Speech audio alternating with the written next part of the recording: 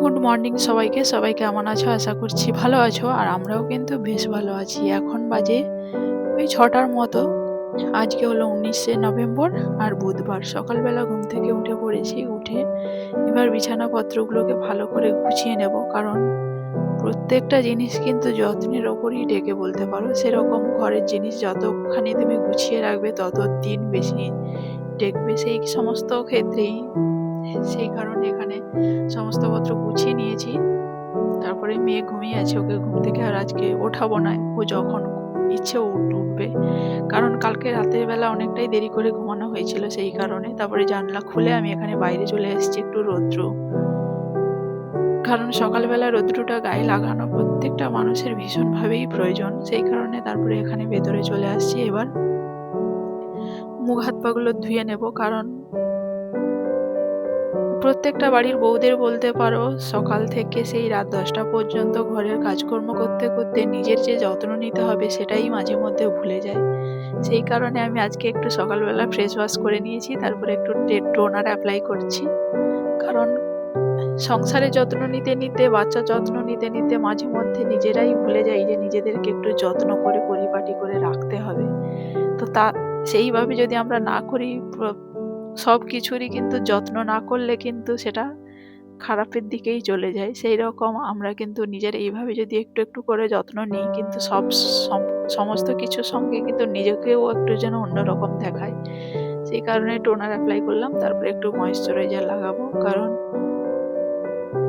শীতকাল পড়েছে, সেই কারণে মনে হলো একটু স্কিনের যত্ন করি। তারপরে এখানে টোনার অ্যাপ্লাই করার পরে একটু ময়েশ্চারাইজার লাগিয়ে নিচ্ছিলাম। কারণ শীতকালেতে তুমি যতই যত্ন রাখো না কেন, তবু মনে হয় যেন হাত ফেটে যাচ্ছে, ঠোঁট ফেটে যাচ্ছে, এইরকম হতেই থাকে। তাই যতটাই তুমি যত্ন নেবে ততটাই তুমি পরিষ্কার থাকবে। সেই কারণে তারপর ময়েশ্চারাইজার লাগানোর পরে এই সানস্ক্রিনটা আমি ইউজ করি। এটা ডক্টর দেখানোর পরে ডক্টরবাবু আমাকে যেরকম সাজেস্ট করেছিল আমি সেইভাবে এটাই অ্যাপ্লাই করছি। তখন থেকে কিন্তু আমার মুখে পিম্পলস বা কোনো রকম র্যাশ বেরোনো সেগুলো অনেকটাই কন্ট্রোলে রয়েছে। তারপরে এখানে চুলটা আঁচড়ে নিয়েছিলাম। কারণ আমার শরীর খারাপের পর থেকে আমি চুলটা অনেকটাই ছোট করে কেটে দিয়েছিলাম। তো তারপরে আস্তে আস্তে করে বড় হচ্ছে। আর চুল তো সবসময় পড়তেই আছে।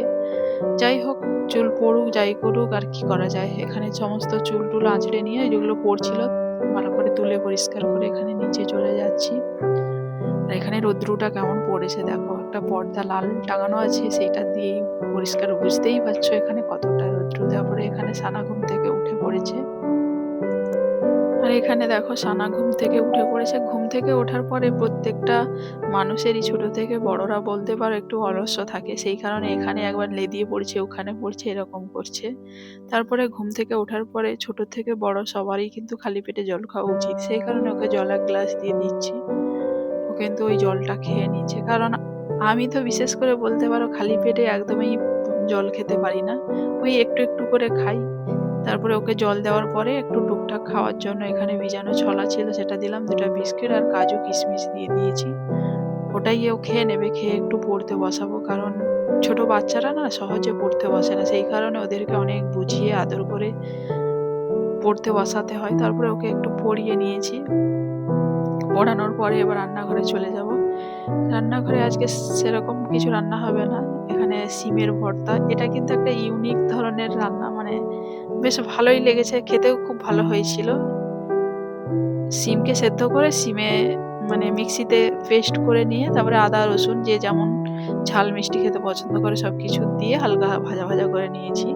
তারপরে এখানে একটু চিকেন হয়েছিল, সেটা দিয়ে একটু পরোটা সেটাই খেলাম। তারপরে মেয়েকে স্নান করে নিয়েছি। এখন প্রায় ১২টা বাজতে বেজেই গেছে বলতে পারো। তারপরে স্নান করানোর পরে ওকে চুলটা আঁচড়ে দিয়েছি। চুল আঁচড়ানোর পরে আর আমার মেয়ে একটু সবসময় বকবক করতে বেশি মানে পছন্দ করে। তারপরে স্নান করার পরে ও আগাগোড়াই ঠাকুরের প্রচণ্ড মানে ভক্তি আছে ওর মধ্যে। স্নান করার পরে ওখানে ঠাকুর প্রণাম করে নিচ্ছে।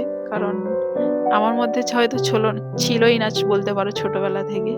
ওর কিন্তু ঠাকুরের প্রতি প্রচুর ভক্তি। যাই হোক, তারপরে সমস্ত কিছু হয়ে গেছে। এখানে ও টিভি দেখতে বসে পড়েছে। কারণ ফোন দেখা তো বাচ্চাদের একদমই উচিত না। ওই মাঝে মধ্যে টিভিটাই দেখে। আর টিভির মধ্যে কি বাচ্চাদের যেটা পছন্দের জিনিস কার্টুন, তো টিভি দেখে নিচ্ছে। তারপরে বিকেলবেলা আমরা যাবো একটু ডক্টরের কাছে। কারণ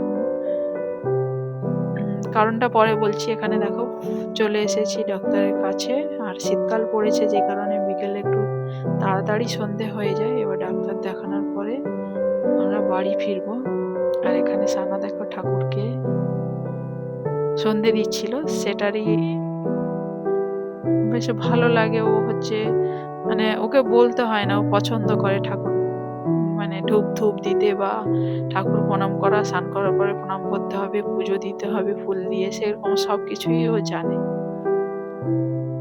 যাই হোক, ভিডিওটা এই পর্যন্ত। ফিরবো আবারও নতুন এক ভিডিও নিয়ে। ততক্ষণে সবাই ভালো থাকবে, সুস্থ থাকবে। টাটা।